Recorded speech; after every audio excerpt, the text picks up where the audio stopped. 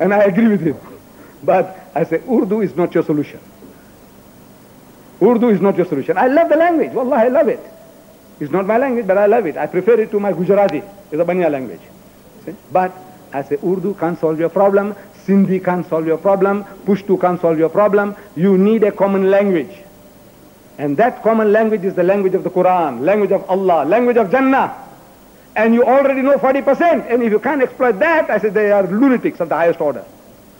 You are loonies, man. You deserve destruction. With 40% capital, you can't learn a language. What has happened to you? And you listen to at least 52 pre-khutbah talks. Khutbahs in Arabic. At least, if you don't go for salat 5 times a day. And every Muslim knows some portion of the Quran in Arabic. You used to hearing Arabic. You speak Arabic words. And now yet you can't make Arabic your language. Arabic, had it been followed from the beginning, in 1950, there was Islamic conference in Karachi. Heads of states came. I was there in Karachi at that time, not at the conference. And the late Aga Khan, the old man, you know, the champion racehorse owner, the Aga Khan, the late Aga Khan, he was also called because he had certain prestige. He has a community following and a rich man. He was supposed to deliver a lecture. For his health reason, he couldn't, so he sent his speech, which was read out to the conference. The speech said that Arabic must become the lingua franca of Pakistan. If you want to keep Pakistan united, this man is talking in 1950, who is a Ismaili Shia or a Khoja, you call it. You know, some of us, they say they're not Muslims. But that man is telling us, is that the thing that can keep Pakistan together is Arabic. Not Bengali, not Urdu, not Sindhi. Because why should the Bengali sacrifice his language for yours? I want to know. Your language is beautiful, Urdu.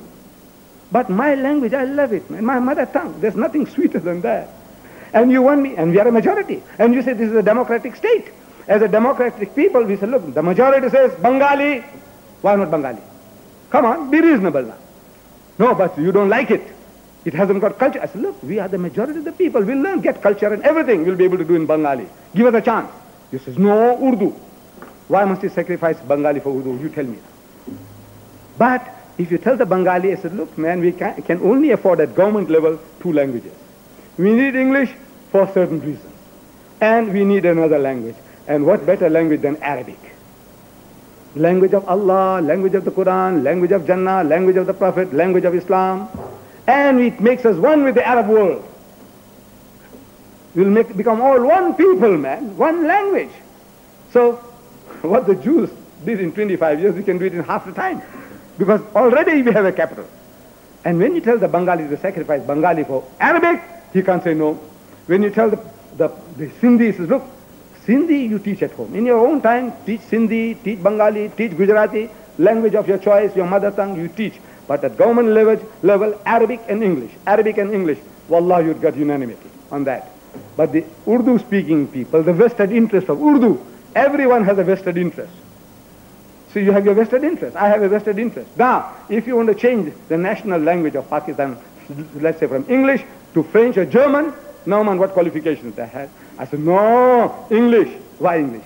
Because that's my capital. I don't want to lose my capital. I don't want to start learning a new language. So I fight for English. Similarly, you Urdu speaking, you fight for Urdu. Natural. But it's not the solution to your problem. Even now, it's not the solution to your problem. I'm reading as soon as I arrive here, first language. Should it be Urdu? I'm reading in your newspaper. Urdu, Sindhi, or Pushto? And ... question mark. And what? Man, you're dividing the people. After 40 years, you haven't even decided on a language. And you want to solve problems. You want to become one nation. How can you be one nation? You can never be. But if your child from school, he says, starts speaking Arabic, say, Ma ismuka, he says, my name is Ana Ahmad, and so, you're talking, after 25 years, or the next generation, he say, what's your name? He say, my name is Muhammad Ali. He say, where you come from? No, I don't know, I'm from here. He say, no, your fathers, where did they come from? From UP, CP, Delhi? He said, look, I don't know all that. I'm a Pakistani and I'm a Muslim. Shh, one people. Still, now it's not too late. It's rather late than never. There's a saying in Urdu, ke jab hi jaage tabhi savera. Whenever you wake up, it's your morning. Don't go back to sleep. But you can do the job. You can talk. I'll be gone just now tomorrow. You can talk. and create an awareness of the injustice that you're doing to the nation by this parochialism. You want to be your nation, your language.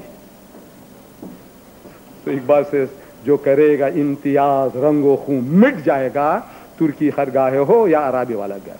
Whosoever resorts to these distinctions of color and blood will perish, though he may be a majestic Turk or a blue-blooded Arab. And we are not majestic Turks, and nor are we blue-blooded Arabs. More chances of us being destroyed. I'm sure you... ومن يعتصم بالله فقد هدي الى صراط مستقيم. احمد ديدات متطرف متعصب. كيف نكافح الاسلام اذا كان هكذا حاله؟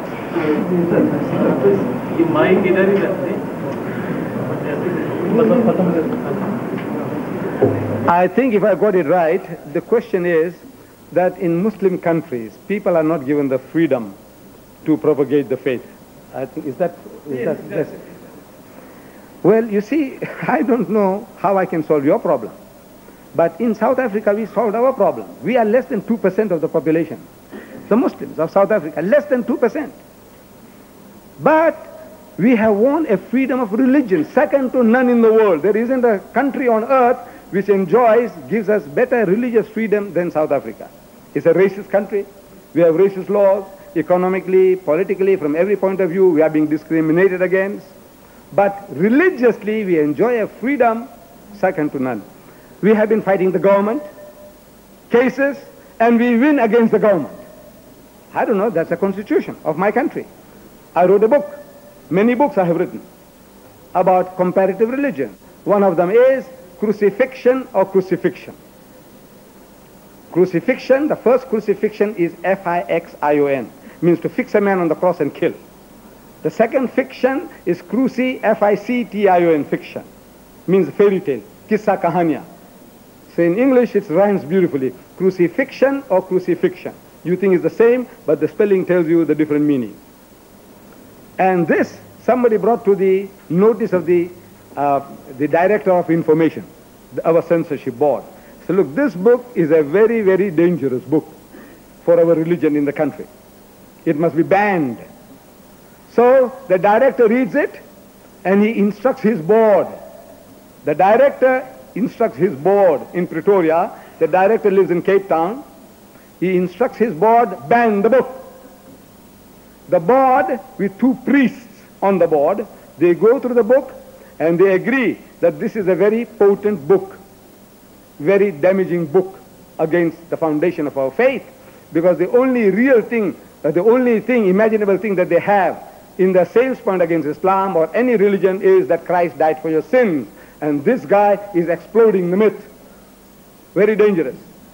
They agree that that is so, but according to the rules of the land, it can't be banned. You can't ban it. It doesn't infringe any laws. He doesn't sneer at the other people's belief. There is a law. You are not allowed to sneer. Bewakuf log hain. No, he's just putting forth his case. No doubt he makes a point, very damaging, but nothing we can do.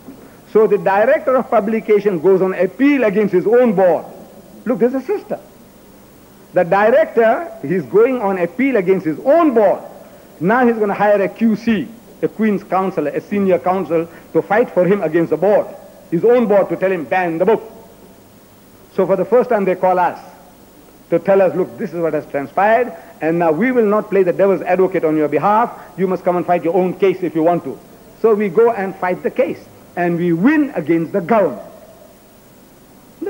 In other words, there must be ways and means. If you are prepared to, we are prepared to pay the price. Our people in politics there in South Africa, the Muslims, who are less than 2% of the population, they have made more than 20% of the sacrifices in the political struggle.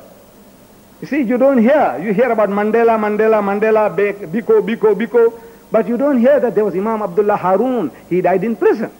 Ahmad Timol died in prison. Ahmad Hafiji died in prison. They don't die of sickness. They're beaten to death. More than 20% of the people who die in prison are Muslims. Why? Because they are fighting for their rights.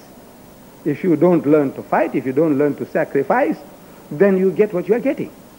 This is your own choice.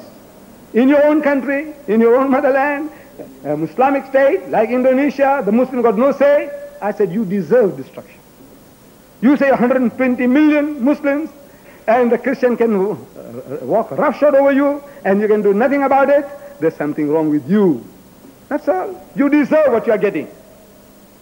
That is my answer. Wherever you are getting what you deserve.